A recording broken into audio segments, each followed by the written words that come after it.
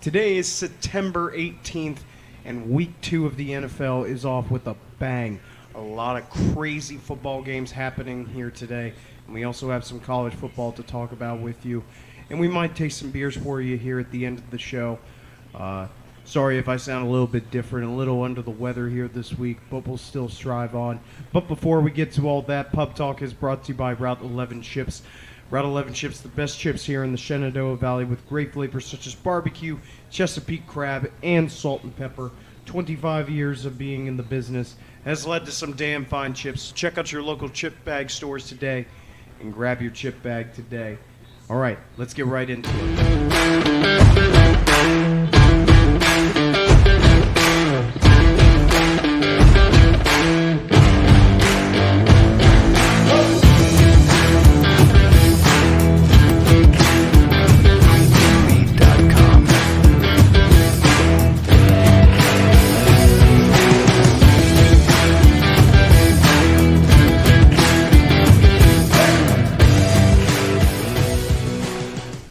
Good afternoon, everybody. It's been a weird day of football. Always exciting, though. Always do not want to move from the couch on Sunday afternoon. We'll get right into it, though, man. What a crazy game to start off here with. We will talk about the Ravens and Dolphins game. Look, man, this is a new team. Brian Flores is gone. The Dolphins are under a lot of scrutiny. They lost a lot of draft picks and money because of the way that their ownership basically threw their team in the shitter. And Brian Flores caught him. And guess what? Mike McDaniel, the former OC from San Fran, comes in, and they're now 2-0, man. They start off hot. They decimate the Patriots last week. They make their offense look like a shamble. Yeah. Just in complete shambles.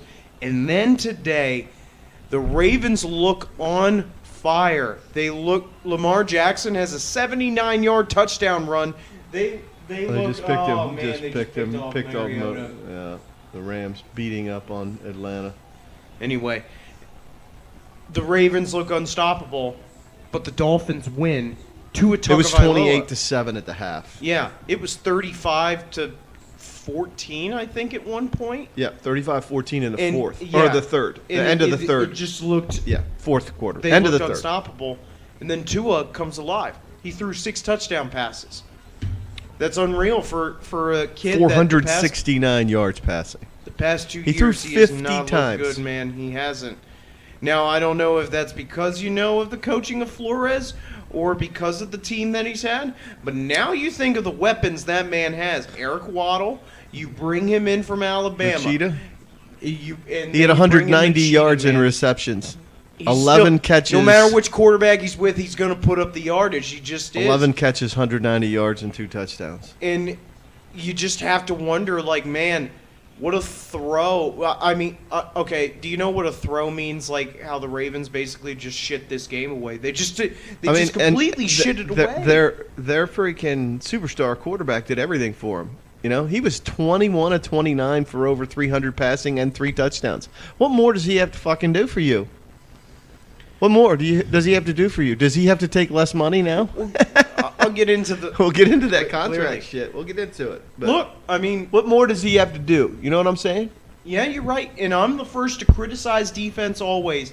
Then when your offense has been putting the points on the board, guess what? Your defense still has to keep the foot on the gas and not give up these big plays and not give up the yardage because the game is never over. This guy is an OC on the other side of the ball. He knows that, guess what? When there's still time on the clock, we still have a fucking chance. I mean, this guy's played with Shanahan for the past couple of seasons. He's been a part of a team that doesn't give up.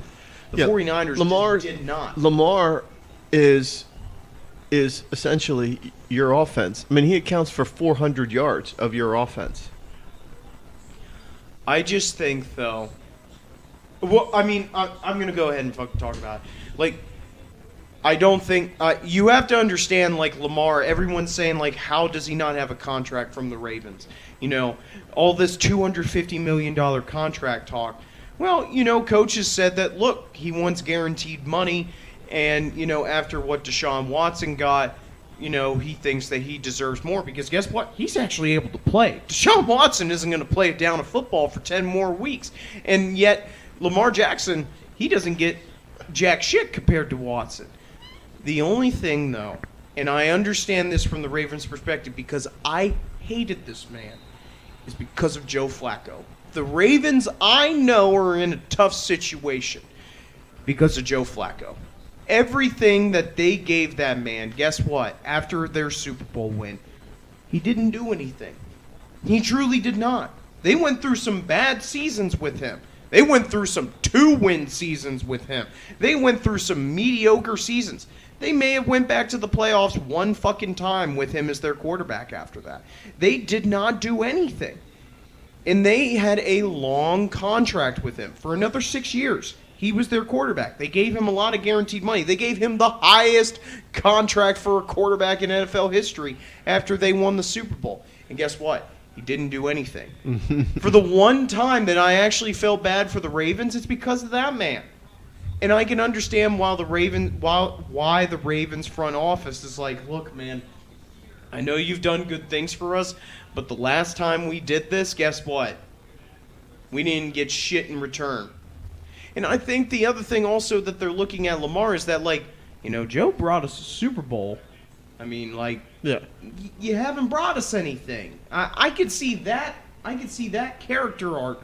But at the same time, I know Lamar's going to be like, fine, I'll fucking walk and I'll go somewhere else. Then you won't have anything, and you'll just... At least he's willing to play. I'll say that. At least Lamar's willing to play. Unlike some people who, the Steelers, Le'Veon Bell, he didn't play a down of football 1 year. He didn't want to fucking play a down of football until he got his guaranteed money. Right. But you saw how well that went for him. Yeah, he knocked out Adrian Peterson. Nah, I just think that I understand where the Ravens are coming from, that people don't get how Joe Flacco basically just he twisted their hands, honestly. He just did, or twisted their arms. But I mean, they had to be willing to pay him, though. You know what I mean? They had to be willing to pay him. But the Ravens were willing to pay Lamar. They were willing to give him money. Right. That's what it's coming down to. I mean, they're either looking for he's either looking for something seriously long term or guaranteed money. Man, it's hard to give guaranteed money for that franchise. And in a league that says, "What have you done for me?" He's done a lot for them. He's done a lot for them. So I think that it's gonna come down, push comes to shove, and they're either gonna have to put up or shut up. And then if they shut up and he leaves, what do you got then? I don't know. Maybe they saw something in Tyler Huntley. I don't know. Maybe they did. From the Huntley kid who's willing to play. I don't know. I'm trying to give him the benefit of the doubt when I know that Joe Flacco fucked them. When I know that Lamar is worth way more to the Ravens than Huntley is. I know. I know. I'm just trying to think of other answers for it. But you saw how good he was today, and yet it just still wasn't good enough, I guess. But either way, that wasn't his fault. Yeah. I mean, he's over 400 yards of team offense, and he scores 38 points and you lose. Yeah. I mean, there's plenty of teams out there that would love to have that. Yeah. I know my team fucking would right now. Holy fuck. We're still dumping off the check down pass on a 3rd and 8. Oh, my goodness. Sorry. Real quick, another game that I want to talk about. You know what I found out? The Jags. So the Jags beat the Colts today. They shut them out in their home opener. They have now won 8 in a row against the Colts at home. They are 8-0 in the last 8 years against the Colts at home. Wonder what that is.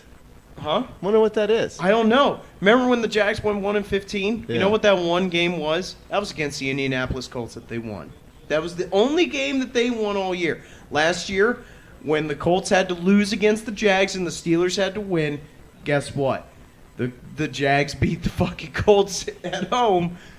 I don't know what it is, but when they go down to Jacksonville, it is just like a light bulb comes off in the fucking helmet, and they just go... It's like a cog turns off in the head, and the Colts just fall over. I didn't know that. And not only that, this time, hey man, Doug Peterson gets his return first win as a head coach again. Trevor Lawrence shuts him out 24-0. I just thought that was a cool little tidbit there. Going to another one, Dan Campbell comes back, almost beats the Eagles. Guess what? They get a return win against the Commanders this week. Yeah. Two NFC East opponents back to back. Dan Campbell gets his first big win again as a head coach in his second season. Huge win for them after, being a hard knock favorite, I think. Especially for Campbell. Like, man, it looked like a good win for them. They came out strong. They looked really good against the Commanders. Because this is also a team that, beat Jacksonville last week. Albeit, is Jacksonville a powerhouse? No. But I still think that it's a good enough win for the Lions, considering that they put up a fight against Philly the previous week. But anyway, I mean, that's here nor there. Yeah, I like those little trivia tidbits about the game. To think that the one team that you don't lose to is Indianapolis. As good as their defense is, as good as their running game is, and then as bad as Jacksonville has been, that they freaking... When they go to Indy, when it's in the dome, it's different. Right. Indy just does very well. But when they go down to Jacksonville, I don't know what happens. It's like Spygate. It's like they're in their head. They know everything that's going on. The balls are deflated. Everything's just a madhouse. They're just staring at the naked ladies down there. They're staring at the pretty women down in Florida. Another one. The Jets won today. Robert Saleh gets a quick win in just the second game of the year. Albeit Joe Flacco was the starting quarterback.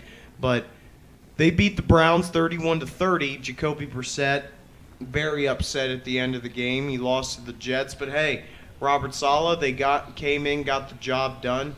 Big win for those guys. Starting it off early this year, because I know it's usually like 8 or so weeks into the season before they can even just get a fucking win for those guys. But good for Robert Saleh. Continues his season on. Another game. The Giants, they come in. They beat the Panthers again.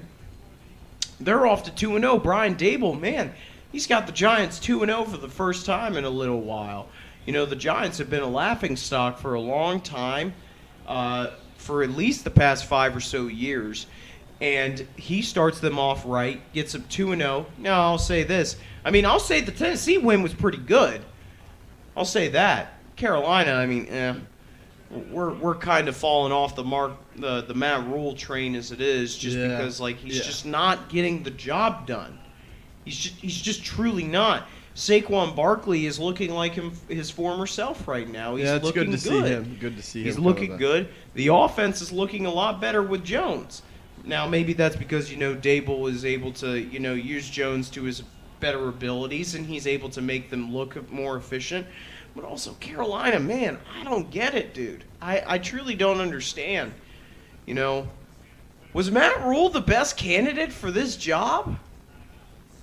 Was he the best candidate? Because, he just has not done anything for that franchise. It's to me, it's what happened, what he did at the schools that he was at before he became an NFL coach. He was just a hot commodity, and it's just like anything else. If you don't get it done, everybody turns sour on you.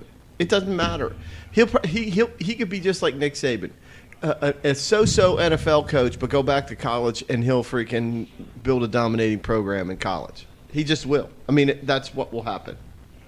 So, just got a breaking news that Arizona State is parting ways with Herm Edwards. Oh yeah. Yeah. So he's getting rid of him. Huh? Getting rid of him. Yeah. You play to win the game. Amen. I don't care what you say, Herm Edwards. I think he's a good guy. I think he's a good coach. Just wasn't able to get it done in Arizona State. It's not like Arizona State really cares. They'll still be partying through the night. They're not going to stop doing that down there. Anyway, but especially for Carolina, I go, man, you guys picked up Baker Mayfield, and you guys just don't look very good. They just don't. They look out of whack. They look very off. I don't know. I don't know how to put it, Coach. I think that they just look weird. out there especially. Who does? The Panthers. They just don't look good right now. And they haven't looked good with Matt Rule as their head coach. They just fucking haven't. Anyway, on to another one. The Buccaneers and Saints game. I think it's good to talk about the Cowboys-Bucks game first from the previous Sunday night. I'll tell you this: like the Bucks didn't look special.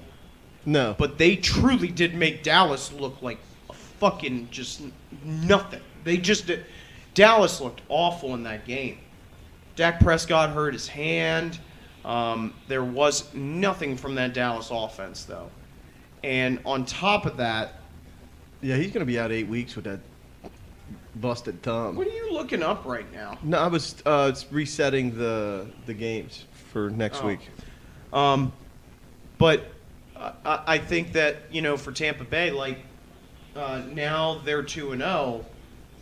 Their defense has looked phenomenal these past 2 weeks. They have made both Dallas look bad and also, even though it may be Jameis Winston, they've given him pressure. They made Jameis Winston go back to his former self. He threw 3 interceptions. Yeah, 3 picks. One was a pick 6. Yeah. They've looked phenomenal defensively. And then Tom Brady, sure, he doesn't. Sorry. Wow, that just came up on me. I think this week, though, was going to be harder for Tom because he didn't have the weapons. Like, Julio Jones. I didn't know he was fucking injured. I didn't either. But apparently Julio Jones, I guess that's just going to fucking happen with him. And then Chris Godwin was injured as well. And then he doesn't also have a top-tier tight end anymore. So, being down some weapons, he's going to have to be a little bit more conservative. And then Mike Evans goes out because he got ejected. Because he's got issues with freaking Marshawn Lattimore. Yeah. So. Man. But it's part of me says one guy's always running his mouth and the other guys want to defend themselves, and then freaking Brady gets in the middle of it, and the next thing you know, Evans is jacking up Lattimore, and then you got him falling around on the ground. I've never understood why they feel the need to talk, to run your mouth. Why? I get it. You're a top flight athlete. I get all that, but at the same time, you think it's a part of the mental game? You trying to win the mental game, essentially? I guess, but at the same time, it's just like, you know what? Just act like you've been there. Act like you've been there. Because you haven't covered everybody, Marshawn. You have not covered everybody like you're a blanket. It's you know like what I mean? One guy that he's really good against is Mike Evans. But it's like the one guy he's I get good it, against. but this whole mentality that you have to say things and you have to act things out. I get it. You're fiery, you're passionate, and stuff like that. But it just opens you up. It makes you stand out to everybody else. And then when they start running their mouth, it's like, holy cow. And then, of course, Brady, he's, here he is telling you to, Marshawn, you ain't shit to him. Right. I'll tell you that much. You don't hold a jockstrap to what that man has seen. In terms of all-time cornerbacks, you're probably in the mid-fucking tier of cornerbacks that he has played against. So don't you ever think for 1 second that you are above, like, all of these other great cornerbacks that he has played against. This motherfucker played in the Super Bowl against the Legion of Boom.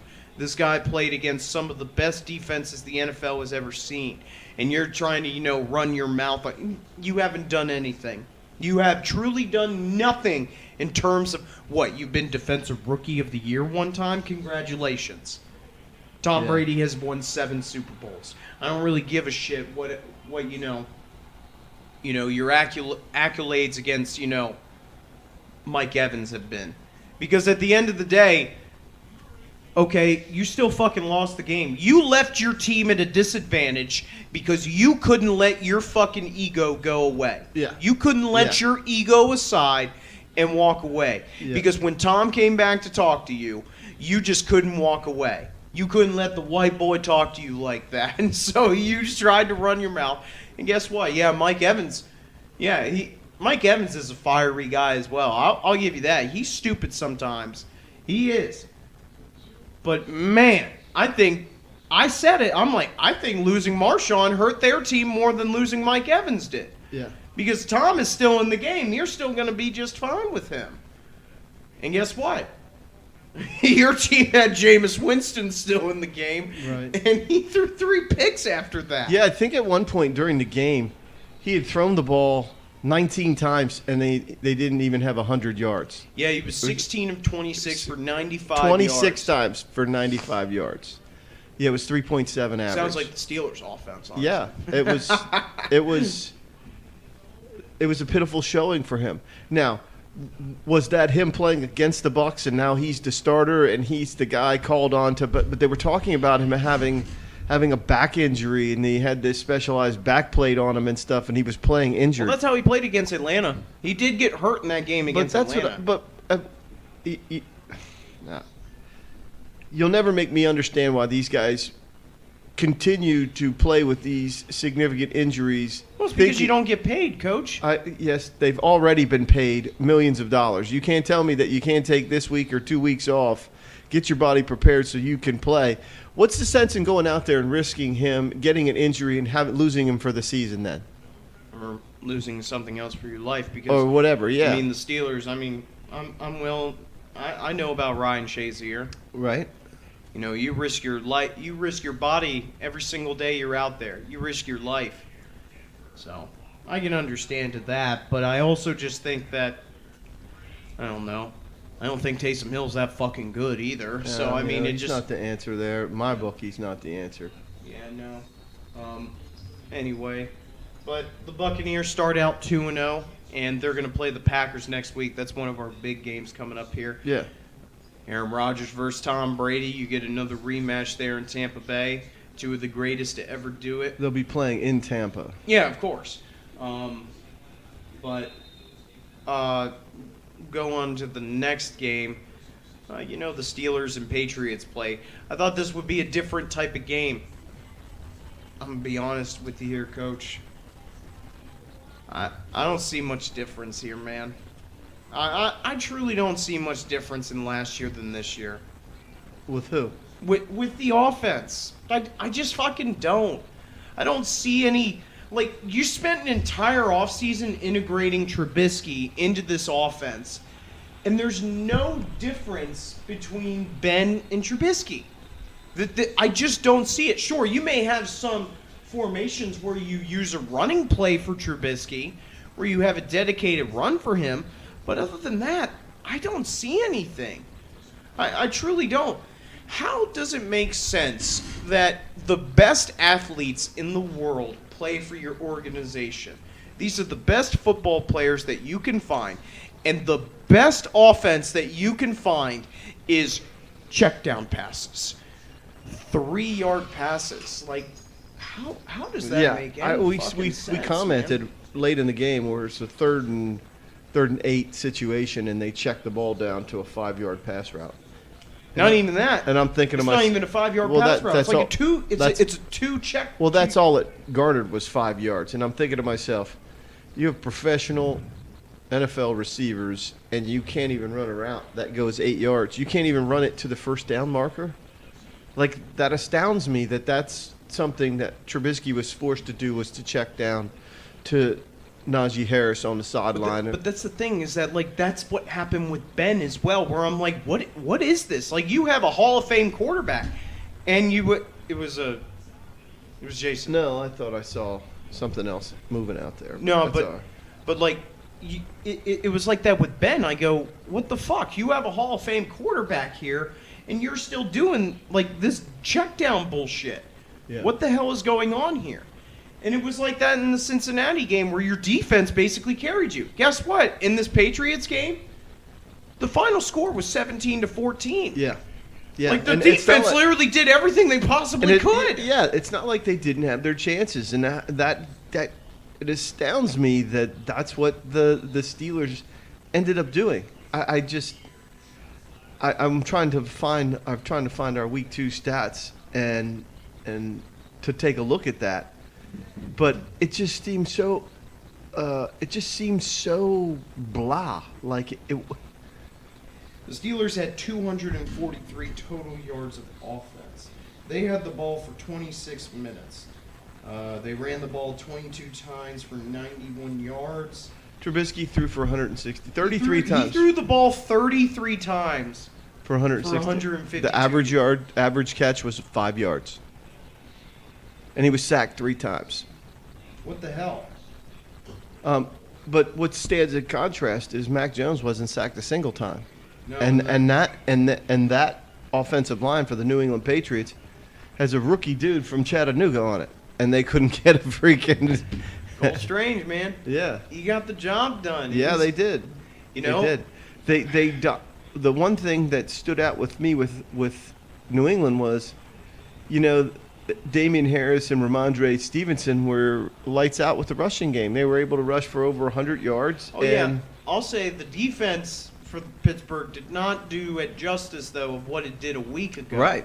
But they still gave the offense a lot of opportunities to be able to score points. And guess what? Pittsburgh didn't do anything. They just didn't. The amount of times that Trubisky got the ball back and there was just no – it was like there was no change in the offense. Right. There was where the fuck is Claypool? Where the fuck is Johnson? Where the hell is Pickens? Where are all these big receivers that you have?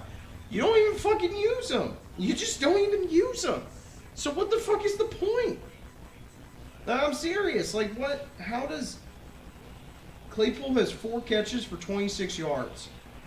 George Pickens had one catch for 23 yards. That's it.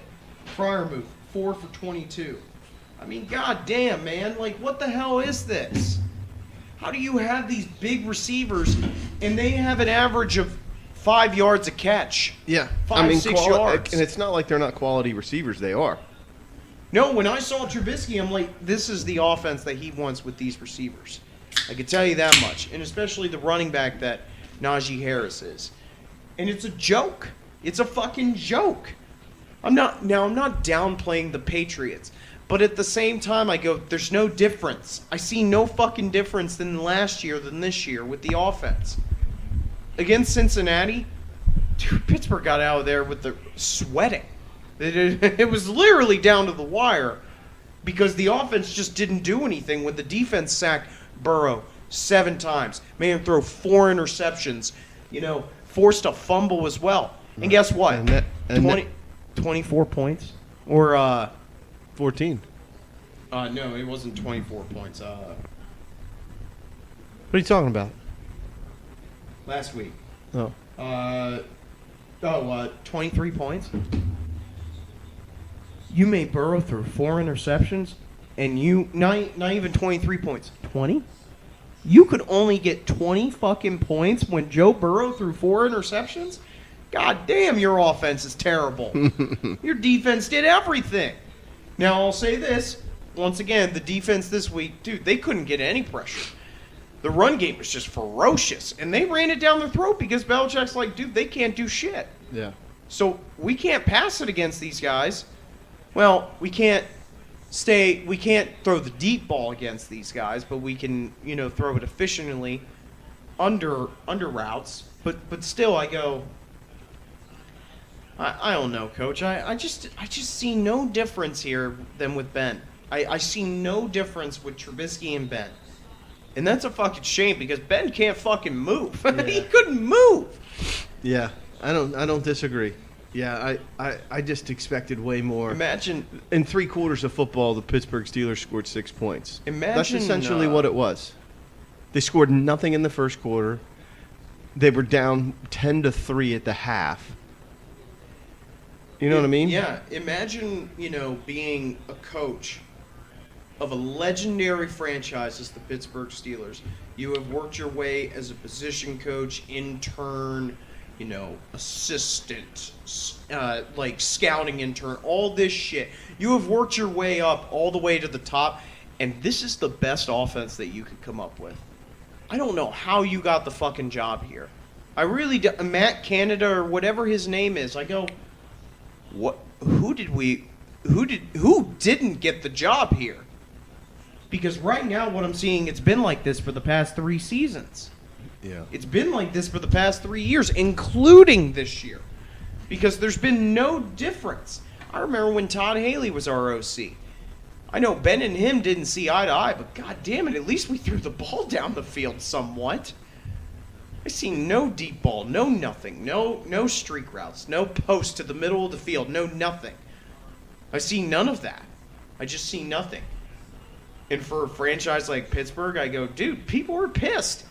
And they act like Kenny Pickett's going to come in and do any better. Guess what? He's going to do the same offense as Trubisky is. There's going to be no fucking difference with him and Trubisky in there. Yeah, the last time they did anything as an offense was under Bruce Arians. I mean, yeah, we won a Super... No, but I'm saying 2017, we had a good offense. 2017 and 2018, we had a really good offense. I know that for a fact. Like, we were really good, but that's when, you know, Todd Haley went away after those couple of years. I think 2019 was our last, like... Or, no, it was 2018, I remember. Was like the last time that we had like a pretty good offense, but after that it was just not. It was what's his name, Fichtner? Randy Fichtner. Yeah. Randy Fichtner. Look at 2018 through 2020. Yep. Yeah, 2019, 2020. Yeah, I mean those were. Yeah. He was there a total of 3 years, and they made it to the playoffs one time in 2020. But that was because we started out 11-0.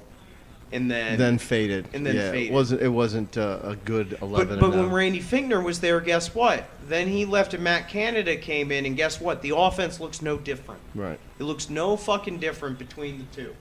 But yeah, after, you know, what's his face? Todd Haley left. Yeah, the offense it's just falling apart. It just has, and it's looked like a former shell. Yeah. All right. Thursday night game though.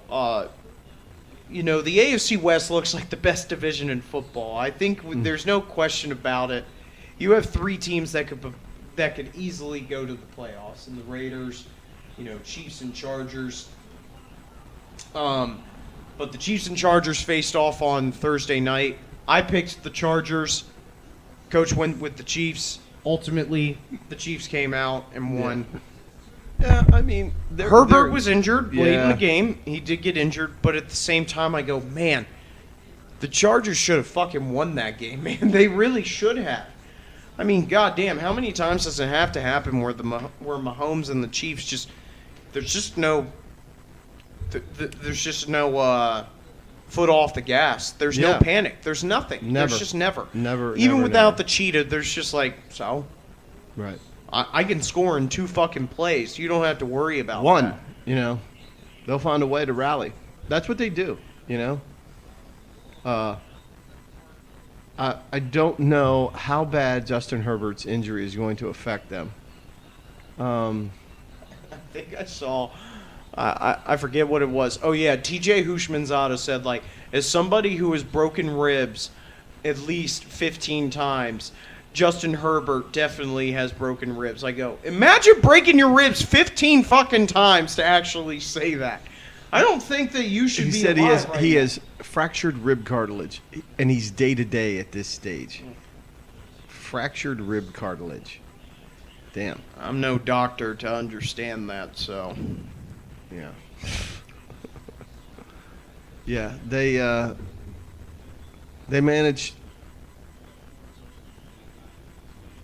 They'll be fine. They'll manage without him if he has to sit. I just don't think that you take a kid like that and you rush him through and play him just because he says he's good enough to go. I think at some point you got to look out for his well-being if he won't look out for his own, and you just give him a seat. You know, what are you doing? There's an NCAA investigation into Arizona State. Oh yeah. Amidst that, and the 1-2 start for Herm Edwards. Says they have agreed to make a change. Well, they lost to Eastern Michigan, man. They lost to, you know, sure, an FBS school, but man, they just, you know, they're not a top power school for football, Eastern Michigan. Yeah, So, I've been there. For the MAC. I've been to Eastern Michigan. They got a unique field. It's gray. It's a gray field. Big Adidas school. I know who Eastern Michigan is. Big Adidas school. That's all I was saying. Yeah, they. So Their is Arizona State. Their They're field big looks school. their field looks really really unique, and then they have a bunch of I don't know what you'd call it. I guess plating, diamond plating, logos. I guess it's a logo or a camo or whatever you'd call it everywhere, and it does look kind of cool. The field looks really strange, especially when you're watching film on it, because it looks like you're watching black and white. You're watching a black and white field with color players on it. It's really Never unique. seen that. You got to pull it up. Pull it up on the big screen. Like there. I've seen a lot of fields. Turn like the monitor I've slightly. seen like a lot of fields like Boise State, Eastern Washington that have like the red one. yeah the Inferno that have You got to like, see their Eastern Michigan. Eastern Michigan turf, gray turf. Put that in there. See, I like the helmet logo and everything like that. All right. Why does this not show anything? Oh, here we go. Well, that doesn't. That's done. Oh, no, what? No, that's not. No. There's no way There it to is know on the this. right. Which one? Right there in the right, panoramic right there. Oh, yeah, that is kind of weird. What the fuck? Yeah, Why you does that look like? go to YouTube and put Eastern Michigan gray field on there and take a look at some of that stuff, because it looks really strange seeing the players on a gray field. Yeah, what? In there, are they even gray? Are they? Yeah, like that's gray in their uniform. it's a weird main color. That's usually like Yeah, you know. it's green and gray, or green and like silver. Yeah.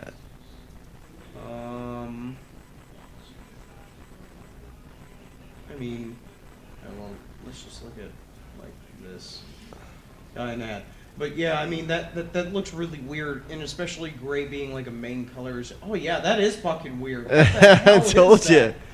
I told you. And then the ends are they gray and green? Yeah, I told you. That is a weird color combo. Yeah. It is a weird color. And you combo. see how it's got a like a tinting on it that makes it look like one's darker than the other, but the camera I guess that's just the camera, because you can see like the bleeding of the color in there. Yeah. Because when you see it from on TV, it doesn't look like that at all. I mean, yeah, that's a weird look. Because, like I said, I've seen a lot of fields. Like I said, Boise State, the blue field, that Yeah. looks cool. Yeah. The Inferno at Eastern Washington. Yeah. Um, The school I'm at now has a beautiful dark blue turf. Beautiful. It's stunning. The one thing man, they're booing Wilson. Uh-oh. Oh no, can't have that. Oh no. well, they're losing 6-3 to freaking Houston. This is a team that tied its team after. Right. They're 0-1, and I'm sorry, but look, it's right Real- before the half. You scored 3 points, Real quick before we get into college. and you're football. playing at home. You're playing at home, Yeah. and they paid you a shit ton of money to come here and make a difference, and you're not so far. You're not making any difference. I'm aware, Coach. You know what I mean? I'm just saying. Yeah, I'm just no, commenting I'm on the aware. situation. Anyway, real quick before we get into college football, though, I just wanted to bring to yeah. So Trey Lance, he's hurt. Jimmy G, you think well, he comes in right away and throws a touchdown. it's like he never fucking left? right. I'm just saying, Coach. I mean, what happens if Jimmy G just does do what what if he takes him to the playoffs again? When do we start? He's been a consistent playoff quarterback for them. Yeah, but the one thing about Jimmy G is he never plays an entire season. There's always something sneaking up and biting him on the You ass. think he should have been in that Bears game? No, I'm just saying that's what. Because they looked awful. The Right. 49ers looked awful. Right. I just. You think they should have brought him in there? I do, to get some life. Right. They didn't have Well, they were anything. winning. They were winning freaking 10-0 at one point. They were on cruise control. They were just looking a little sloppy, and maybe some of that had to do with the weather and all. But then all of a sudden, the Bears just flipped a switch, and shit changed. In a second, it changed. They didn't score any more points and their defense gave up 19. And now a guy I work with, he's like, that was pretty crappy conditions. I'm like, San Francisco gets that same shitty weather. San Francisco plays in a stadium that gets the same shitty weather as the Bears. And don't tell me that it favored the Bears. Chicago has pretty shitty weather, though. I get that, but it affects Chicago as well. You can't tell me that you're going to take players and just because it rains in your city, you're somehow immune to the weather. That's not entirely. That's not even honest in thinking how that works. Yeah, I know. But, all right. Look at that. That was on the opening play of the game. Imagine doing that on the opening play of the game and still fucking losing. Yeah. So. Score 38 and lose. Score 38 and lose. Sorry. It's Yeah. even worse than 35. Look at him motor. God, doggone it, can he run? All right. Look at him. Get off me. Get off me. On to college football real Yeah. quick. I just do have to say, I have to bring up App State first. Because App State, okay, you lose 63-61 against North Carolina. So you score 61 points and fucking lose somehow. Then you go to Texas A&M. You beat the number 6 team in the country at College Station. You beat them 17-14. Then you come back and win on a Hail Mary at the last play of the game against Troy. And it's not even a great Hail Mary. It's like It's at the 5-yard line. It doesn't even get to the end it's like zone. a Hail Margaret is what it was. It wasn't even a Hail Mary. It's like it fell up short, and the guy just happened to go, okay, I'll catch it here, and then I'll take it in. You know what I mean? this is going to set up an interesting game because the Dukes go to Boone, North Carolina next week to play them. I'm hoping that they could do something, but man, App State, they just keep making headlines right now because they're up and down now, man. They just can't keep consistency. I'm looking at the top 5 teams. Yeah. And they all dominated as expected. Georgia just completely dismantled South Carolina. Alabama, obviously, they looked a little sloppy. After the first quarter, they got a little sloppy, and I wonder if that's taking your foot off the gas pedal and getting a lot. Coach, what the fuck? Man? Yeah. What is this? You got Kent State, then Missouri. Well, Missouri's a freaking SEC team, so that doesn't surprise me. But yeah. But at the same time, I see that they're playing Kent State, and I honestly think that the NCAA says, you know what, we have to spread the wealth around, and you are going to play to kick their ass. You think about those teams do get paid. Texas A&M paid App State $1.2 million to come and lose. Just like when Michigan played them. Right. Thanks for the moolah. You get paid $1 million, and that $1 million gets into those sports coffers, and the next thing you know, a few bills get paid. And your program stays afloat, you know? I will say, though, everyone's like, okay, well, Georgia's playing bad teams. I'm like, no, man, they're just dominating. Their offense is so fucking good, man. Their 2 tight end set is unstoppable. Brock Bowers and Washington are just – you tell me who's matching up against a 2 tight end set like that. Yeah. You tell me that.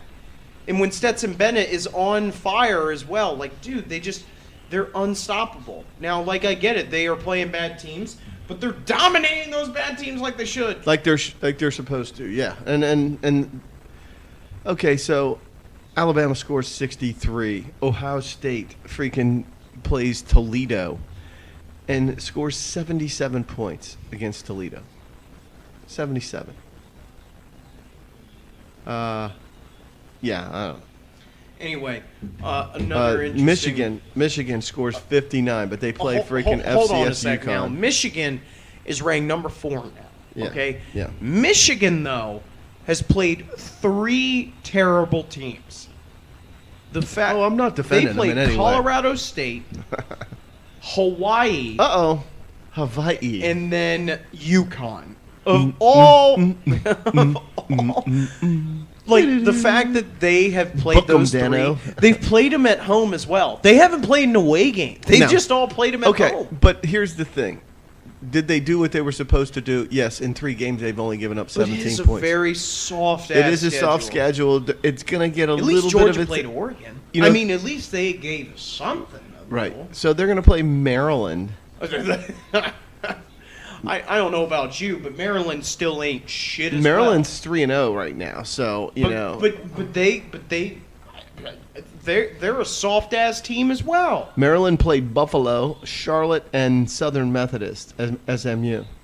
So they played the Lord and Savior Jesus Christ. Okay. Yeah. No, I don't see Maryland doing anything against Michigan. However, Michigan's schedule is not tough right now. The only truly tough opponent that stands out to me on their schedule, just because of who they are and what they represent, is Iowa, because they will sneak up and bite you in the ass any day of the week, especially if you have to play at Iowa, and it is at Iowa in 2 weeks. Indiana's 3-0. They're playing better. I just don't see Indiana having enough for Michigan. I just don't. Indiana is not a perennial powerhouse. You've got number 14 Penn State and Michigan State right in the middle of the season. It's crazy that Penn State jumped up 8 spots. They were number 22 and then jumped up to 14. Well, they were down at the beginning of the season. Your mother and I were talking about it, and there was some talk that they were better than their projection at the time, and they were like 28th or 29th. Well, they played ranked. Purdue and didn't look that good against They didn't Purdue, look but Purdue is that team Right. that can sneak up on you as well. They And just are. Right, and then so Penn State is now 3-0, and let's put things into perspective. They played Ohio, and they beat up an SEC also ran that used to be legend in Auburn. I mean, but the thing is, when they played Auburn, that's an SEC school, and they dominated their ass. Yeah. So, maybe you give them a little bump. They're gonna play Central Michigan, North and Northwestern between now and the next time. Playing the Chippewas. Yeah, Chippewas of Central Michigan, but and Central Michigan is 1-2. Who did Central Michigan play at all? You know what's interesting though, Coach? They played Oklahoma State, and they lost to South Alabama. They beat Bucknell. Bucknell. That's a dude's first name. Okay. That's a dude's last name. Sorry. And they beat that dude's last name. Okay. So you know what I actually found out interesting is that Scott Frost got fired. Yeah. And then guess what? They went right into a game against Oklahoma. Yeah. They went right into a game against. I was like, found it interesting that they fired him, and then they were going to play Oklahoma. Guess what? Their DC just got fired. They fired their DC after they give up 49 points or something like that, and What'd you fucking expect? 500. What'd you expect against them? Yeah, I don't know why they just didn't throw all of them out. Just throw his entire staff out. Because look, Scott Frost brought this guy from. All right, Atlanta, get on board. There you go. But yeah. It is 28-3. Good ball. But anyway, for Nebraska, Scott Frost hasn't done anything. Yeah. And the whole but if you let go of the and you whole say staff, that, it's funny you say that because I read an article on ESPN that was saying that very thing, that they paid all of this money, they brought this guy in, he's a former Cornhusker, he's a legend in Nebraska, sure. And he came in and he didn't do shit there. And when I say he didn't do shit, it not only meant that, yes, they didn't win like they were supposed to, but he didn't coach like they expected him to. Like, people are like, you're a Division I coach, and you're... How did you do what you did at UCF? Right, you show up late, and you don't do what you're supposed to do. Like, you just sort of figure this is your big payday, and... I'll just let my coaches coach and not worry about me. And I'll fucking collect my cash, right? And that's what he did, and they fucking fired him. And then they bought him out. They bought him out. Just so that they could get him out. And they could have waited 2 weeks and paid less, but they didn't. They fucking had him right there, and then they had to pay him like $5 million. He got that money, I guess. Yeah, he got like a $5 million payout. $5 million to suck. He probably won't get another... Doesn't matter. Coaching job. You don't have to. He doesn't. No, I'm just saying though, like what he did at UCF, like that program didn't win a game in 2 years. Yeah. Like that was a terrible program, and he turned them around. Yeah, different clientele, different conference. Oh yeah, Nebraska they're a very passionate fan base. They have a history. You know what I mean? They have a history of being successful. 100%. They're one of the most passionate The fans. Fumblerooski, baby. They're known for Dean lots of things. Steinkuhler run the Bummerooski. Yeah, they're a big time football school. No, Yeah, Tom 100%. Osborne and well, I can never remember the You know guy what's who crazy? came before him. I think there was a stat because the former head coach before him was Bo Pelini. Yeah, And when I think you're gonna say exactly what I and said. well, no, it was one of them before him, and it was like when Scott Frost got fired. At the time, he had lost 29 games. He was 13-29. At that time, Bo Pelini in his entire head coaching career at Nebraska had lost 29 games in his entire coaching career. So at that time, he had now lost as many games as Bo Pelini did in his entire career. That is how fucking passionate that Nebraska fucking fan base is. Right. That's how they operate. Is that Bo Pelini in his entire career lost 29 games. But it doesn't fucking matter because they still kicked his ass to the curb because they wanted something. And they fired him after going 9-3. Yeah. Oh, Like yeah. he had a They win, didn't he had care. a strong winning record, and they still friggin' fired his Yeah, ass. they didn't care, man. Uh, That's how who, crazy they are. Who fits the bill at Nebraska? Who Give him Franklin so we don't have to fucking do it anymore. I think about who you get, and I don't know. I just don't know who you get. Do you? What will drive that? I know it sounds crazy, but I think maybe your Northwestern head coach would absolutely fit the bill of the type of passion that he could see for that program. Northwestern's that- coach. He's been there for what, 15 years? Yeah, but it's if he's looking for a step up and seeing what a bigger football school and program is, that's 100% not far away from Northwestern. You're looking at Chicago, you're going to Nebraska, just 2 states over. I'm just saying it's a Big Ten school still. I think he fits the bill because he's a very passionate head coach. He really is. Yeah. If you want to stay close in the Big Ten, What's it going to take? What's it going to take for them to get better? Is it recruiting? Is it coaching? Is it system? I do think recruiting does play a portion into it, just because you're competing against Ohio State. I get that, fucking but they won Michigan. national champions without getting recruits out of Florida. They got recruits out of freaking the Middle America. Oh yeah, but those are corn-fed boys. You can run the ball with anybody, but yeah, it may come down to coaching them. It may, because you look at these coaches like Ryan Day, man. They have made their money. They really have made different quarterbacks and their systems work every step of the way.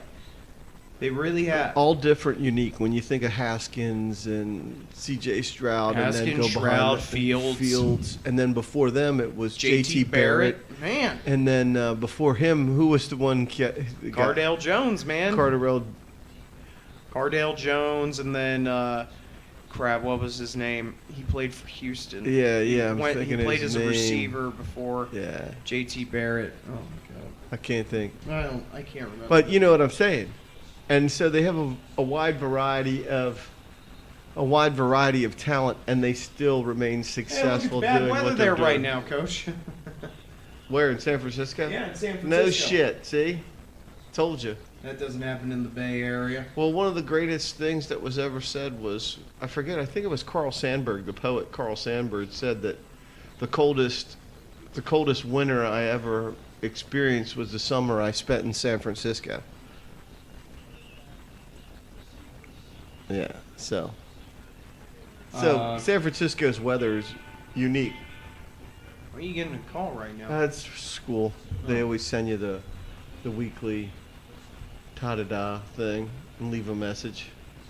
But yeah, do you think when you look at the college landscape, to me, when I look at the top 10 teams, when I really look at these top 10 teams, I say to myself, you have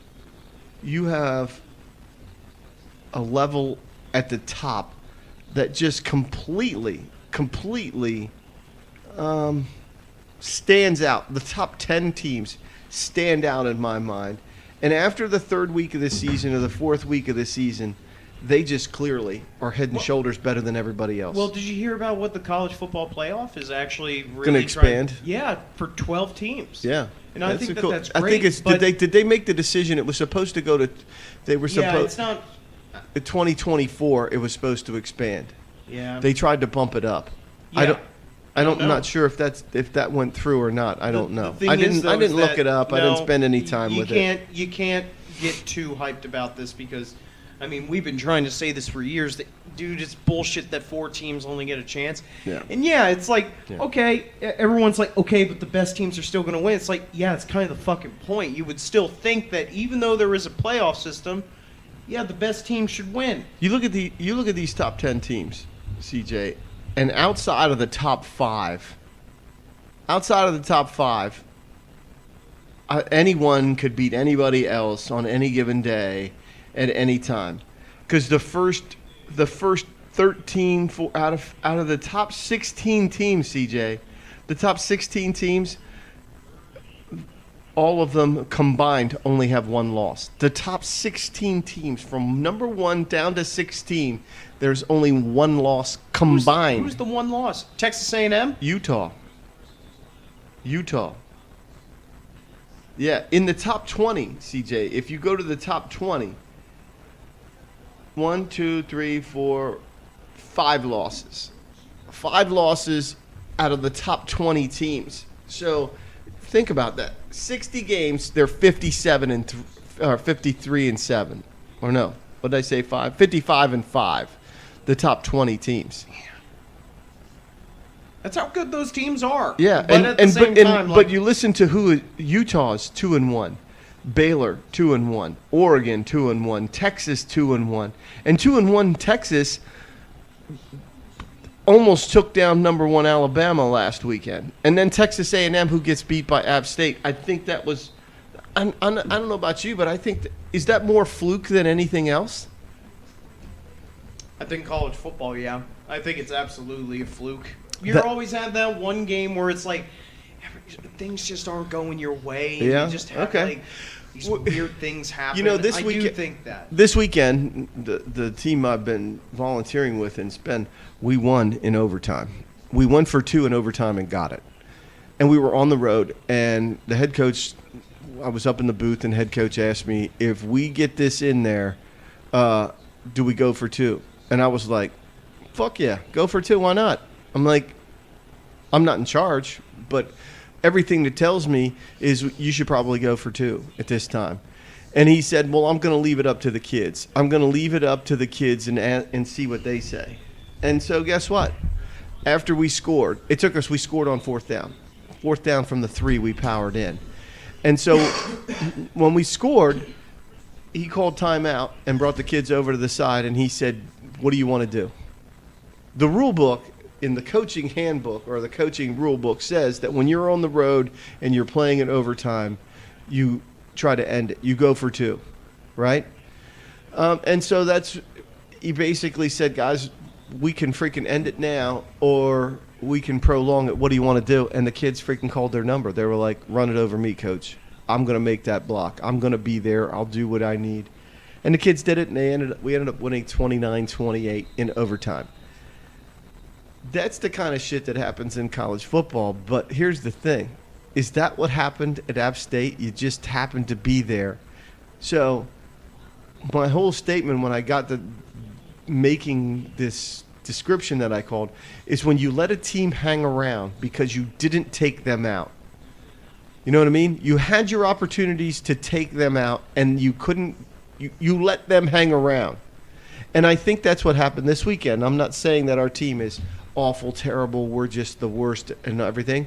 But we're not very good discipline-wise. We're not very – when I say discipline, we make mistakes and things. We make mental errors. Not so much physical, but a lot of mental errors.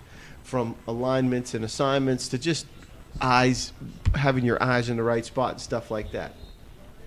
So with that being said, when you have a team and that you're just better than them, but you can't put them away because you're not playing well and you let that other team hang around, guess what? They sneak up and bite you on the ass, and that's how you lose. And so when Texas A&M loses to freaking App State, the better team couldn't prove it. Texas A&M, if they played freaking App State this week, they freaking beat App State by 4 touchdowns. They just do. Because they're just going to go out. They should be that much better than being the number 6 team in the nation. That's what you do. You just go out there and dominate them. But that didn't happen. They let them hang around, and then when you let a team that has confidence hang around, they sneak up and bite you on the ass, and then what do you have? That program has always had confidence. Yeah. They Yeah. just have. Yeah. Anyway, do you want Texas A&M is 2-1, and they dropped all the way to 23rd. Oregon got smoked like a giant bowl of weed by freaking Georgia. Smoked. And they're freaking in the top 15. Do you want to get the beers, though, before we continue? I don't care. It's up to you. Okay. Yeah. Yeah, all right. I mean, I'll just say a little bit more, but yeah, I think that the playoffs, the teams that the 12-team playoff, I'm like, okay, so what if the bad teams get their ass smoked? Yeah. It still should give them a chance to be like, okay, yeah, we're not better than this team this year. It's not like, that's any different than the top 4 teams, and every year we just see fucking Notre Dame in there. For some odd reason, all we ever do is just see Notre Dame in the top 4. And last year we saw Michigan. And Michigan got fucking smoked. So what the hell is the difference? I mean, goddamn. Like, what is wrong with you people wanting to see more college football? Or just football in general? And yeah, we'll actually be able to see some more teams on a higher, scale this year. I think that's fucking great. Anyway. All right, what do we got? We got 3. Yeah. Okay. All right, so What do we got? I went yesterday. Your mother and I went out to dinner. We had a long weekend, and we decided we were going to go to dinner and do a little shopping and stuff like that. So we had a busy day on Friday, and so went over to Raj's at the near food mart down there in Winchester, and I'm standing there, and I'm not sure how to say this. I think it's Tucker. It's called the Dunkel's Hefeweizen. It's definitely a German wheat beer. It's unfiltered, and it's the oldest wheat beer in brewery of Nuremberg in Germany. When I went to it's Tucher Dunkel's Hefeweizen beer. It's definitely from Germany.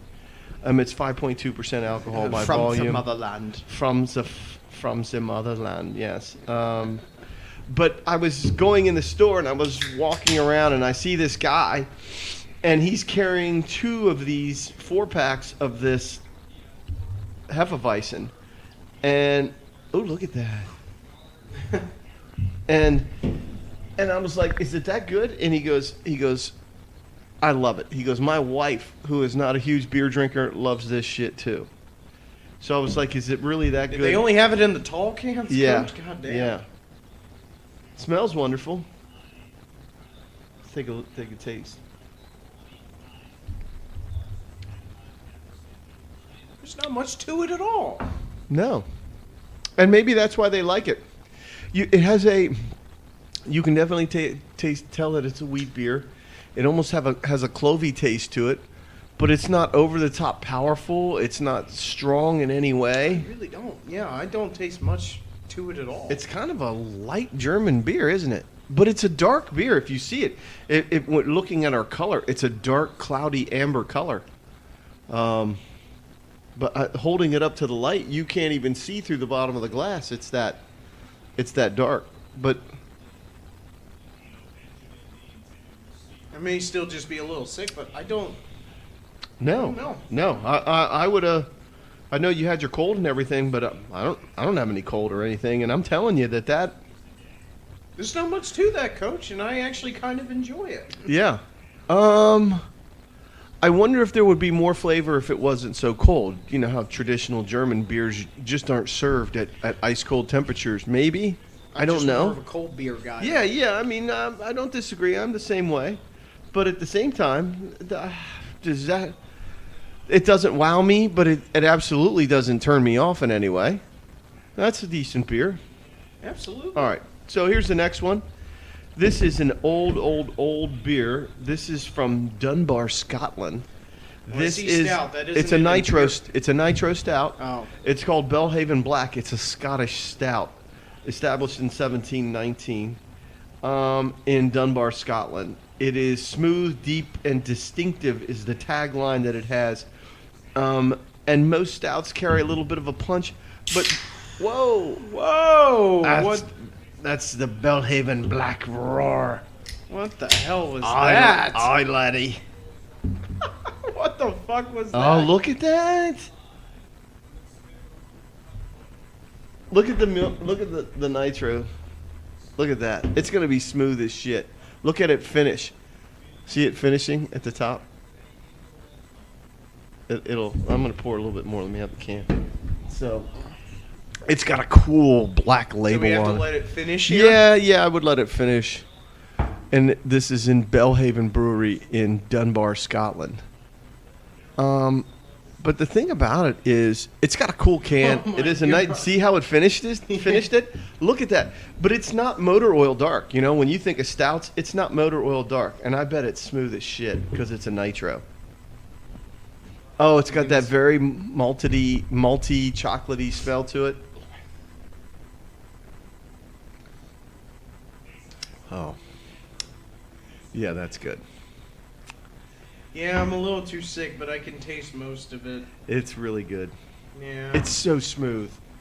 When you check the ABV on this thing, it's only 4.2%. So it's less than a regular beer.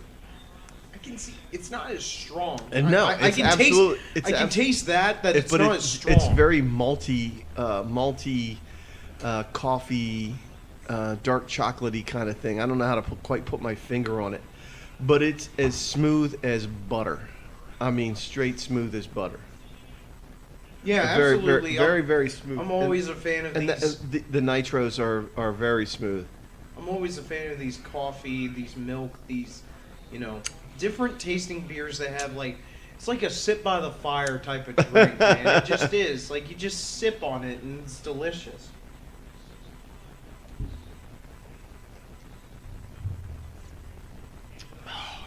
%.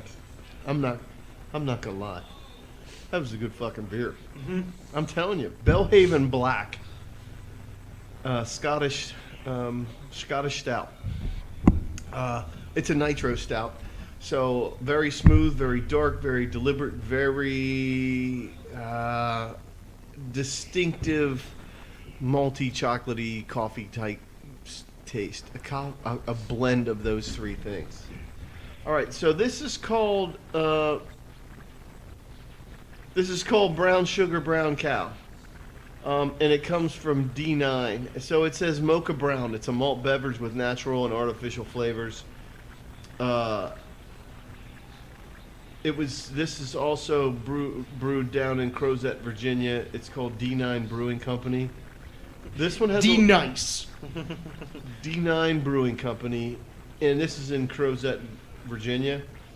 But it says Brown Sugar Brown Cow, and the packaging or the labeling, I don't get it. But in terms of packing a punch, this one is going to carry a little bit more weight. This one is 6.6% alcohol by volume. Definitely a fuller bodied beer, it looks like. It's very much like a milk stout, the way it fills up the glass and then it foams. Very much like that stout. You can see it clearing. Mm-hmm. Not nearly as dark as obviously the Belhaven. Oh no. But it's taking a while for that to clear. The head, if you don't pour this right, the head is going to be overbearing. Oh wow. I was waiting for it. That is a unique flavor. There is a hint of brown sugar in there. I can taste that. Yeah, just a hint of that. It's not over the top. It's not like grabbing a hold of you. You get it? It's pretty damn smooth. Yeah. It almost has a. I don't know how you would explain it, but it's got like a sluggish aftertaste to it, and it's not a negative. It's not a bad aftertaste at all, at all. It's just kind of lingering in your mouth.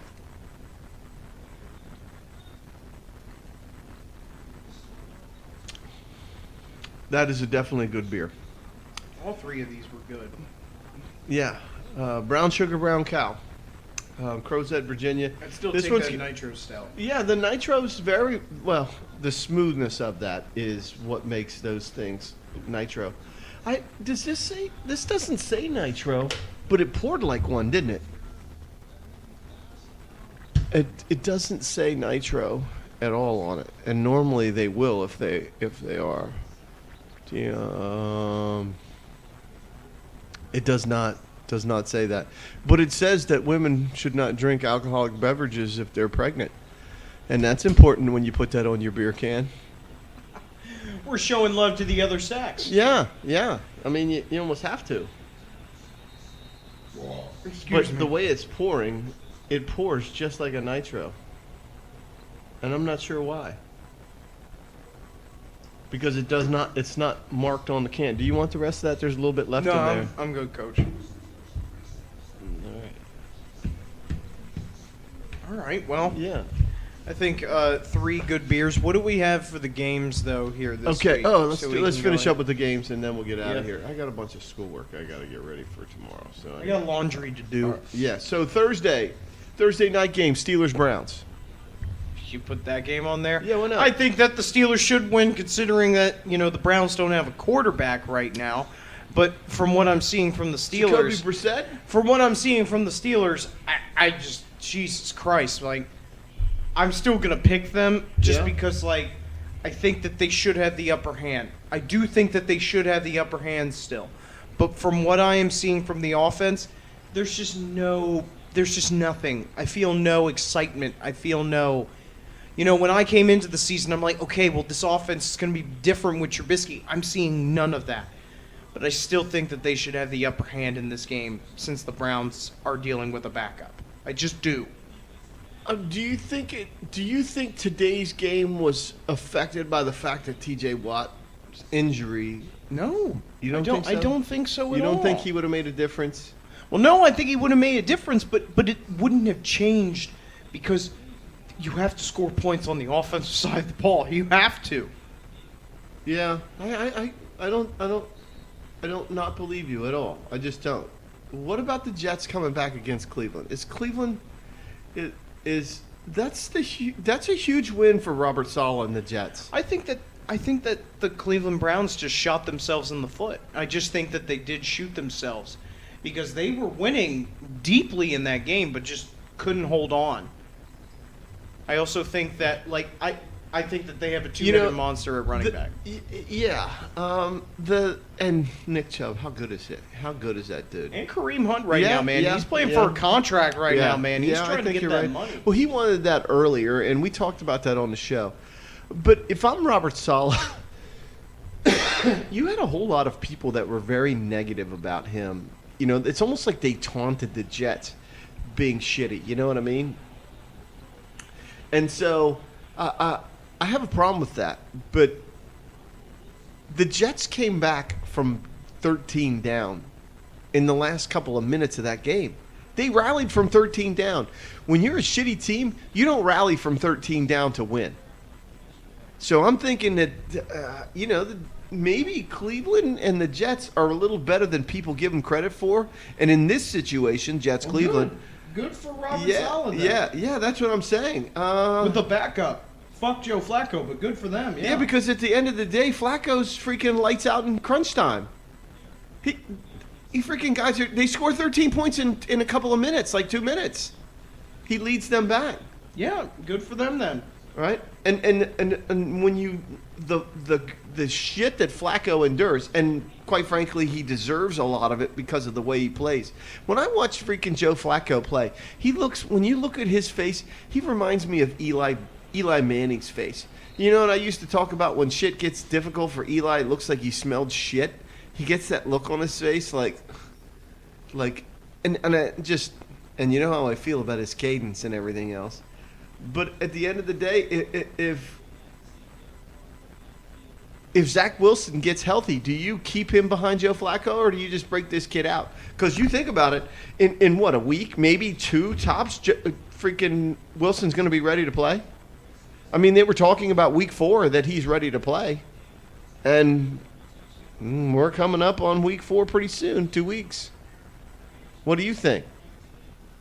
I'll take anybody over Joe Flacco. Well, I know don't how really you feel care. about Flacco, but take your emotions out of it and... No, I won't. Fuck him. So what do? You sit Joe Flacco and bring the kid back? I think Joe doesn't want to be that starting quarterback anyway.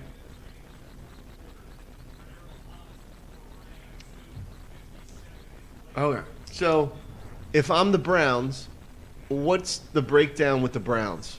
Special teams and... We're still on this game? Fuck. I'm just saying. I'm just looking at this because this is the what you're going to get in dealing with this team. Because I'm telling you, CJ, I'm picking the Browns because... All right, fine. I don't disagree with you. I'm just saying the only reason I say that is because you come out and play a team like the Jets and you let them hang around. It's the same shit. You let them hang around. The fucking Browns had every opportunity to step on the throat of the Jets and didn't. And so if the Steelers don't do that, the fucking Browns are going to freaking beat their ass. Okay. Right? I can understand that. And you'll be 1-2, and you'll be boo-hooing. All right, next game. Raiders-Titans. Boy, I wonder... I think that the Raiders should have the upper hand. I do think that the Raiders should have the upper hand just because, like... actually, I'm going to go Titans. I am going to go Titans. I am going to go Titans. Just because I do not trust the Raiders defense, man. I just don't. I don't think that they have a good run defense, and guess what? That's what the Titans do, man. They got Tractor Cito.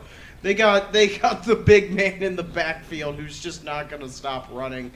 And that's the only thing that gives me the edge for them is that the Raiders defense, man, they just... If they ball out for the run, maybe, but I just don't see it happening for that one reason. Offensively, I think that they are good, but defensively, I think that's where they fall. I'm going. You know what? I'm going Raiders. I don't want to, and here's my thing: is I'm probably going to cheer. I'm probably going to cheer for the Titans. But I think the Raiders are on the cusp of being better than who they are. They have a significant amount of talent. And as soon as Josh McDaniel can get these guys to play the way they should play, they're going to be dynamic as hell. And the Raiders will be a tough out. I hope so. All right, next game, Lions-Vikings. Lions-Vikings. Man, the way that they shut down Aaron Rodgers last week, that Vikings team, man, they played their ass off. They really did defensively. They played their ass off. They just shut Aaron Rodgers down. Didn't have anything. I get you. But man, Dan Campbell's boys, they balled out today. You watched But I gotta go Minnesota after seeing that. The way that they shut down Rodgers and just made him look average. I can't deny that they just had something going. Can the Bears do that tonight? If they can, he's owned them their whole fucking life, though, Coach. Yeah, but it's a new season, and he doesn't have Devontae Adams. He doesn't have the running game that he once did. That is true. And the Bears went from blah to freaking scoring 19 points in the second half and winning a game that they probably had no business winning against San Francisco. You don't think so? I'm going to go with the Vikings. Okay. I am. I'm going to go with the Vikings in that game. Just because I think I saw how good they played Aaron Rodgers, and they just made him look so fucking mediocre. They just really made him look mediocre. Yeah, I'm going Dan Campbell and the Lions. I just watching that series, it was just so good to watch. It really was. It was really fun to watch. So, all right, next game, Broncos 49ers. as much as you're like, well, this is a weird game, but man, dude, Russell Wilson has played the 49ers his entire career. But, Jimmy G, man, if it was Trey Lance in there, I would go, man, I'm picking the Broncos. But, dude, with Jimmy G, I'm going with the 49ers. I trust that man. I do. I trust him. I think that he is a good I think they're a better quarterback. team. Watching the Broncos and seeing what they're capable of, I'm not sold I'm not on them. convinced at all. They don't look any better than what the Seahawks did with him in there. Yeah. They don't look any fucking better. They don't look any different. Exactly. It's the You Seahawks in have a different good color uniform. receivers, and you still can't do shit. You can't. Oh, fumble! Oh. Sorry. What's that, 17-9? I can't Yeah. see that all that well. I don't know why. 17-9. Okay. Golly. All right. Next one. Lamar versus Mac. Ravens at Patriots. Where's it at? Yeah, I think it's in Foxborough. Or not Foxborough, in Gillette. Yes, it's in Gillette. I don't know, man. The way that I saw that Patriots offense just run the ball down your throat when they could not get a passing attack going, then when they can resort to the run, they just know how to get it done. But man, the Ravens are spectacular. But if there's one They guy, splash like but if nobody's there's one splashing. guy that I know, Bill Belichick, who can know how to stop your ass and Yeah. tell his son, call this play right now, you Steven, dude, when his Steven, you're son- out of the will if you when don't his put son this. Steve looks on the field and has his teeth showing and looking on the field like, holy shit. I don't know, man. I gotta go with the Ravens though. I think Lamar is too dynamic. I do think that but I'm going to Foxborough though, man. It's hard to win there. It is so hard to win. It's there. not Foxborough, it's Gillette. It's in Foxborough, Massachusetts. The old Foxborough Stadium is gone, but it's Gillette Stadium. Coach eats shit. I don't care. It's Foxborough. Part of me wants to pick Belichick and the young kid, Mac Jones, over the Ravens. But the Ravens they're so dynamic on offense. I don't know if the Patriots are good enough to slow them down. They did today. The Patriots played well today. They took a freaking mediocre Pittsburgh Steeler offense and made it mediocre. You know what I mean? But you're right, CJ. The one thing that they did today was pound the ball. I mean, they rushed for what, Damian Harris is a good running back, man. 140 He yards knows or how to something get like that, down the field. 120 some odd, 130 yards rushing out of two guys. Damian Harris, yeah. He just knows how to get down the field. Yeah. If it was in Baltimore, I think Baltimore just destroys them. I do think so. But Maybe. just being on the Maybe, road, yeah. it's hard, man. It is. Especially up in Gillette. You know what? Especially I'm up- going to go Patriots then. I'll go opposite of you just because it's in Gillette and the Pat riots. It's a good rivalry. It is. I do think it is a good I think it's a rivalry. great rivalry. John Harbaugh and Bill Belichick have been battling each other over the last 10 years. 10, It's been, at least 10 years. 15 15 It's years. been about 15 years. And that's yeah. been a great rivalry that they've had. And so, Fuck him, though. Anyway. Which one? Harbaugh. Oh. No, I'm kidding. he's a good coach. Good coach. He won a Super Bowl. He's All a right. good coach. Yeah. You win that big game, you're a good coach. Yeah. All right, so here we go. We got two left. The next game is Packers-Bucks. Two of the greatest to ever do it. No, not two of the greatest. One of the greatest. You gotta admit, though, that at least he is up there. He is up there. In the top what? 10? I'd say 15.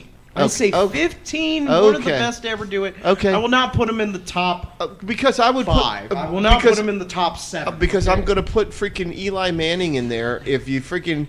He's got 2 Super Bowl wins. He beat an 18-0 fucking juggernaut that was the Patriots.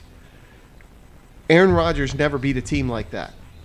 Aaron Rodgers never beat a team like that. They were the best team. They could have been the best team in the history of the NFL. In 2011. From a statistical In point of 2011, view. they could have been the best team, offensive juggernaut in NFL history. In 2011, the Green Bay Packers.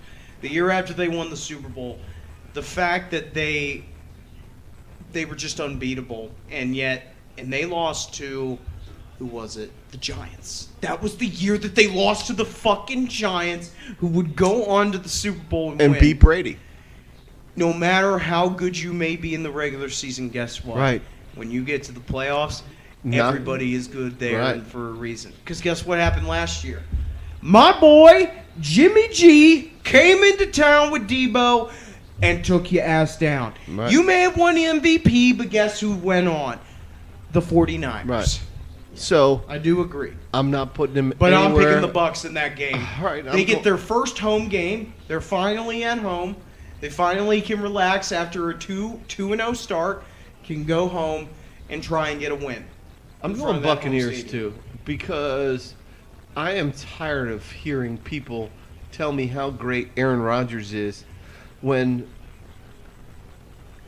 if Man, Denver's just Jesus. you think about think about the shit that freaking Aaron Rodgers has done and throwing to the players that he has thrown to. Remember, that's a team led by the Packers OC. What is that? What is he writing on the screen? I don't know. Go ahead. Continue. I'm not. Okay, Aaron Rodgers is thrown for a lot of yards, but let me tell you something. He's been throwing to fucking some really, really good receivers in his and career. You think about those receivers: Driver, Nelson, Jennings, Adams. The past couple list years, goes Adam on. Lazard and Marquez Valdez-Scantling. The have been list good goes receivers, on. Yeah. The list goes on, and you think about those guys and fucking Tom Brady throwing to those fucking guys. There would be absolutely zero question. So I don't want to hear about how good Aaron Rodgers did this or Aaron Rodgers did that. He has a zilch personality. He has a smug freaking I don't care. I'm getting All right, paid. Coach, I'm getting paid. I just don't. I'm just fucking telling you that people need to stop fucking putting him up there because of his numbers. All right, And then when you freaking throw out there, I would throw fucking. I can't stand Eli. I can't fucking stand that guy. But the proof is in the pudding. We'll go to the last game. All right, I here know we go. how you feel about the and Packers. speaking of fucking Eli, the last game is Giants Cowboys on Monday night. Hey, look, Brian Dable has his team 2-0 right now, man. I have to give that some sort of credit to finally say, and it's in New York. I'm saying, if Saquon can get, dude, if I can see Saquon back on the field, I'm going with the fucking Giants. I'm telling you in what, that, man. I'm telling you what. I think Daniel Jones freaking poops his pants and has a big shit stain, and they bring Tyrod Taylor in, and Tyrod Taylor leads the fucking Giants from there. Because here's the thing. Tyrod Taylor is not going to get you fucking beat. He will manage the game. He's a 36-year-old fucking quarterback who's been in, he's been in like 7 teams. He's not going to get you beat. He knows how to play the game. He's got a Super Bowl. Yeah. He's got a Super Bowl. And here's the thing. If it wouldn't have been for a freaking shithead doctor freaking dealing with his rib injury, he would have never Justin Herbert's in trouble. He's got a rib injury and he's with the Chargers. He's fucked. Right. Give him some pain medication. No, I'm good. No. I'm good. I'm good. I'm just going to give you a shot in your I'll ribs just there, take some Justin. Robitussin. Fuck off. Get out of my face. That was fucking Chris Rock. I wish we could bring that up. Robitussin. Chris Rock and the Robitussin thing. Just put some Robitussin on. Put some tussin on. So you're going who? Giants? Giants. I'll go with the Giants. You know what? I'm going to go with the Giants, too. So there you have it. Steelers and Browns, we're going to split on the Browns and the Steelers. Titans, we're going to split that one. CJ, the only game we have agreed on, the only two that we've agreed on, is that Jimmy G is going to beat the Broncos' ass, and the Buccaneers are going to beat freaking the Packers. And it's going to be played in Tampa. Yep. Next week. Yeah. So here's my thing. What if the Bears beat the shit out of fucking Aaron Rodgers this week? Is that possible? It is possible. But do you think Matt Eberflus has what it takes, Eberflus, to actually take down Aaron Rodgers like that? Do you think that he has that type of defense? He's the architect of Indianapolis's defense, and for many years, Indianapolis's defense was probably in the top 5 defenses in the NFL. I think that they have the potential to do exceptionally well. They only gave up 10 points in the first half the week before. They were down 10-0. And then in the second half, they gave up 0. All right. I'll give you that. Fine. So. All right. Well, let's see how your Bears do tonight. Yeah, well, we'll figure it out. But all right. So we're set with our now that we have our bracket in place, we got a bracket that we can copy and rotate over for the next. Oh no! Uh-oh, what happened? Can they come back? Oh man! Oh my goodness! Let's go! All right, Atlanta, making it a ball game. Can they actually do this? Oh my goodness God, they gracious! went for 2 and got it.